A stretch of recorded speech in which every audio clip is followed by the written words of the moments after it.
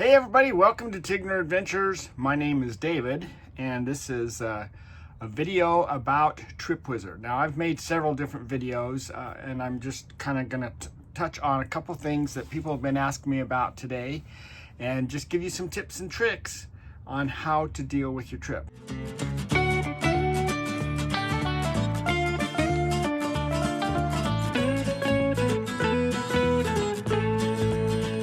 I've been using this for over 5 years, and if you look right here, you can see that this was our trip this last summer.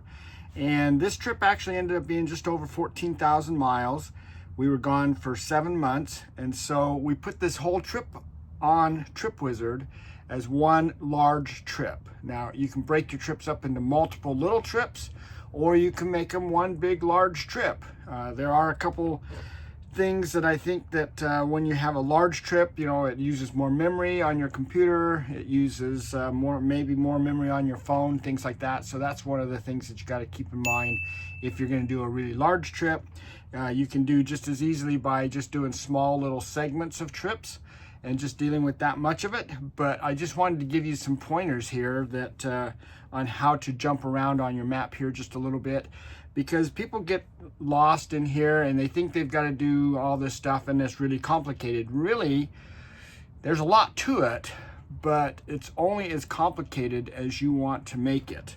And so in my particular case here, I've made it pretty complicated because what we do is we put everything that we want to do in our trip, we put it into this mapping software. When you're looking at this, you're seeing not only places that I'm going to camp, but you're also seeing all the places that, if I bring up here on the side, you can see that this is my fuel stop here. We're going to stop and we've seen the Thing. That's where it was located. We stopped at the Recycled Roadrunner. So I looked up all these cool things and said, that'd be kind of cool to see that. Oh, that'd be kind of cool to see that. And we put them all on the map. And the reason for that is that if you look here at my phone, you can see that when I go to start out the day, everything for that day is listed there. And so it's easy to start the day and just say, okay, my first stop is going to be here, and my next stop is going to be here, and so on. And then that way I don't have to guess. We've had several times where we're driving along and we, for example, I think it was the Corvette Museum, Mustang Museum, something like that, that was in Tennessee, I think, somewhere. Anyway, they had lots of billboards saying, hey, stop and see this museum. And it's like, well, that seems like it'd be pretty cool.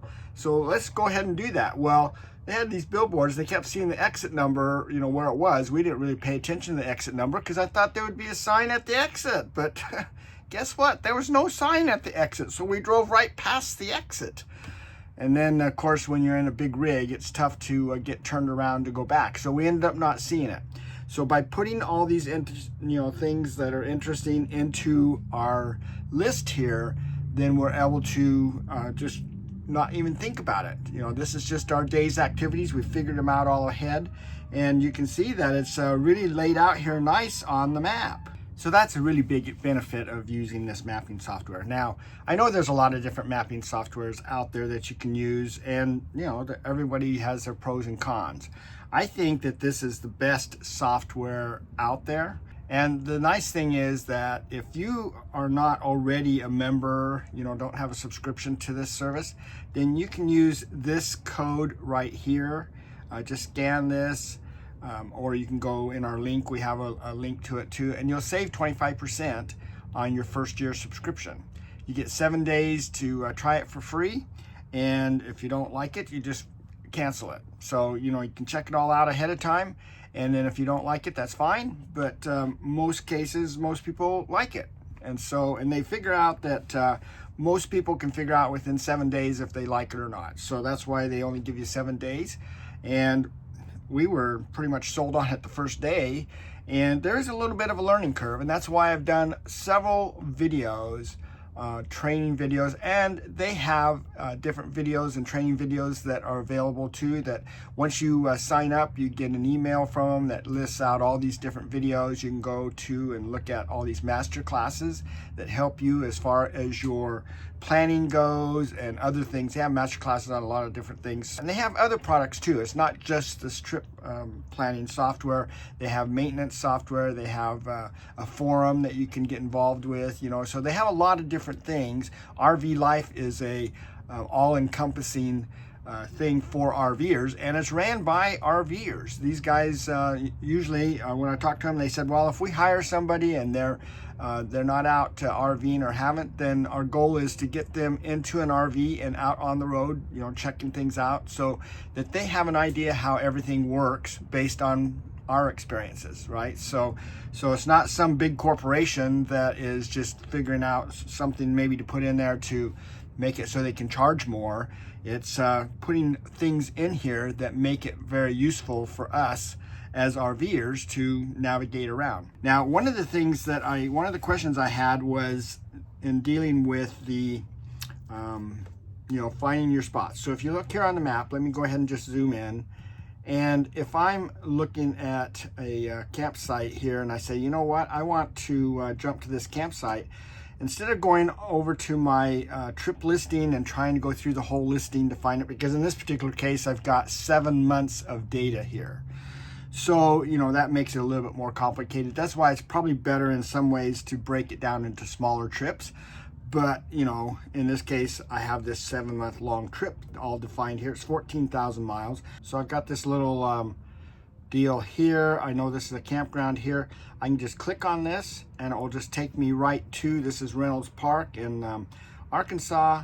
We can say, you know, we can add it. We've already added it to our trip, so we don't care about that. But if I wanted to look at the park details to kind of get an idea, you know, like what the number is, to call them, to tell them I'm going to be late or whatever the case may be, I can just click on park details and it brings me right into the whole thing. So I don't have to go looking through my list to you know, to find that and find the phone number. It's just listed right here. I can go to their website. I can check things out ahead of time, whatever.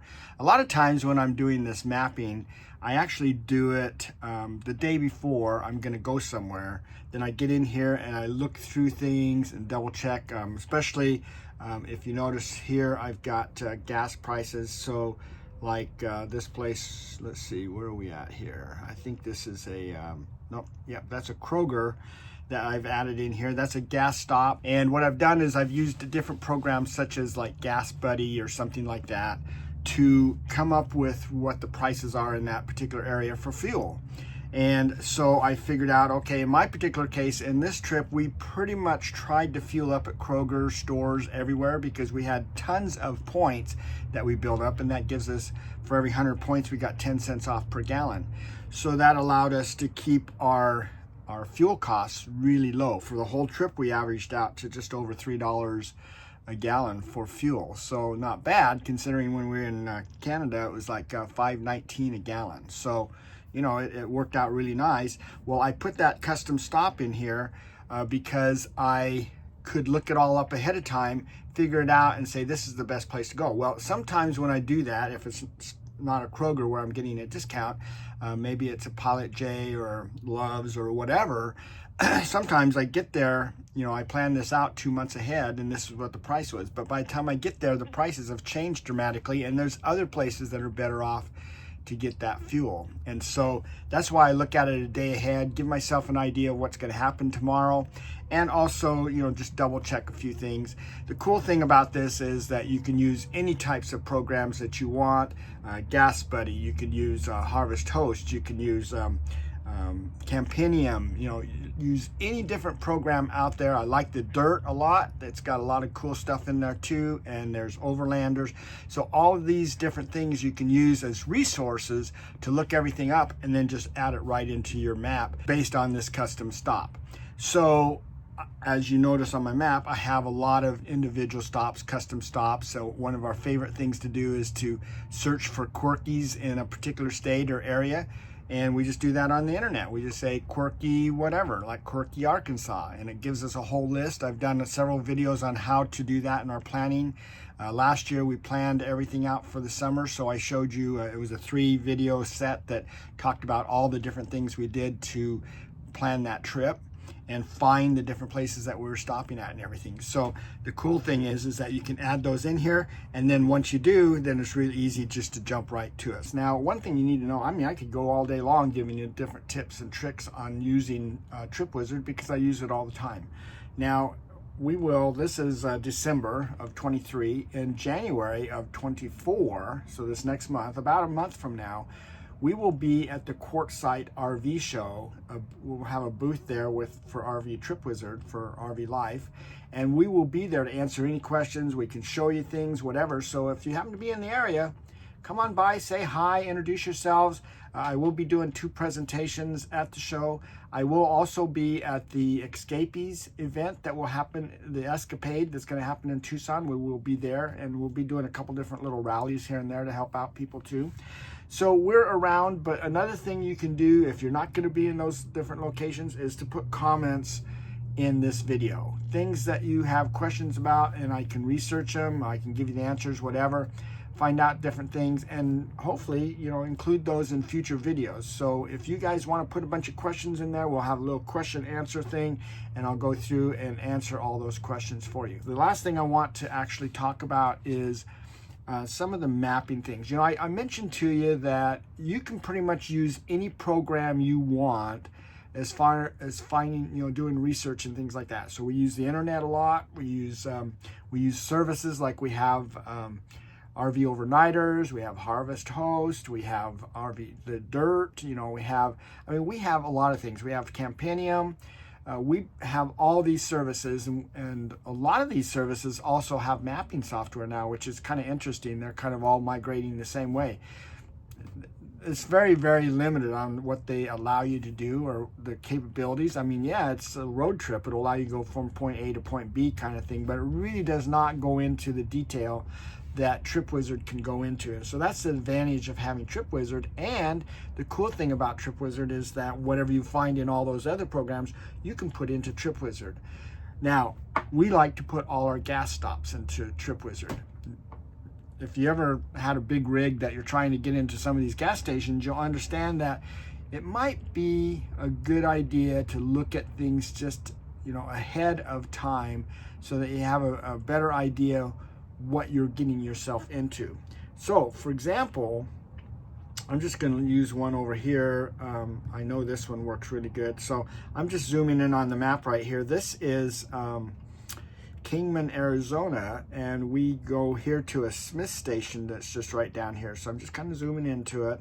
So now if I go ahead and right click here, one of the options I have is, I'm going to show you 2 different ways to look at this, but here's Google Street View. So if Google Street View is available for you, then this is pretty cool, because this gives you an option like, hey, I'm driving down the road here, and let's sneak up to right here. We can see this is our turn in and kind of how this is all laid out. And I can also just drive down here a little bit further, and I can see that, for the most part here, there is quite a bit of room there. So I should be able to deal with this, getting into this gas station here. And what I normally do is I come down here, and I turn in right here, so that I come down this parking lot here. It gives me a direct shot into the gas station right here, right? I can go into here, and I have enough view, or enough, kind of went around here, but I got enough room here to turn, to make this turn. Now, one of the things I've figured out on the new diesel pusher that we have, it's 38 feet long, where Beulah is 36 towing a car. Bella is 38 towing a car. It does not have the same turn radius that Beulah does, and Beulah can turn pretty short, and it works really good in these small places, and it's gas, so this works good anyway. But when it comes to the diesel pusher, we're probably going to have to stay with truck stops or something like that, because there's not enough room there. So, But that's pretty interesting that you can get a pretty good view of what's going on here, really good. So that's one thing I really like about this. And so now the other thing I wanted to show you was this is the map of, we're at the Smith Center right there. I can actually go up here to this map settings, and if I click right here, then I can change my map style. So I want to click right here and I can change it to be a satellite view. So that's really handy too, especially when you don't have street view available. So some of the places that we went to that was, for example, out in the middle of Kansas, they don't have street view there, but I was able to zoom into an area here, and I can see kind of where the road goes. I can see how much room is there. And there was a few places, I have to tell you, when we were up in New York and we were traveling around there, there was some places that we could get discount gas. I think it was called BP or British Petroleum is what it was. But Kroger didn't have Kroger gas pumps there. Their affiliate, whoever the store was there, I can't remember the name of the store. It wasn't called Kroger, it was called something else, but it was part of Kroger. They didn't have gas stations, so they partnered with another place. For example, they also partner with Shell and things like that. So you can go into these other places, but when I started doing the satellite view and looking at them, it's like, there's no way that I'm gonna, half of them are just barely away from the street long enough for a car to kind of pull in and pull back out again. So there's no way to pull an RV in there and get all the way off the street to be able to fill up and then get back onto the street, especially when it's right on a corner and you're right at a light. Very, very difficult with a RV. So with that in mind, this satellite view gives you a really good idea. And the street view we just went down, this was the one turn in that we could go into, but we could also go down here and turn in. This is how we normally do it. And we turn in here and come back down here because we can pull straight in and we're all ready to work at the pump. Now, again, we probably won't be doing that with the diesel pusher, but it has worked very well with our gas units. So that's another reason for going to those in that case. But we can, accommodate that whichever way, just based on these different settings within the map. So since we're on the mapping stuff, and I've showed you a little bit about that map settings, there is one extra thing I want to show you just to make you aware of it, because a lot of people don't realize this. But up here, if we look at this map settings right here, we have an option on here for the different styles. We have street map, nighttime mode, terrain map, and satellite map. Now, the satellite one is the one I was showing you, and that shows a lot of great detail for driving through the mountains and things like that. But the terrain option here is pretty cool. If I turn that on and I expand this out just a little bit, around Kingman here, there are mountains that we have to drive through and things like that. So we can kind of get a view of the terrain that we're going to be going through. And this is really helpful when you start seeing the road going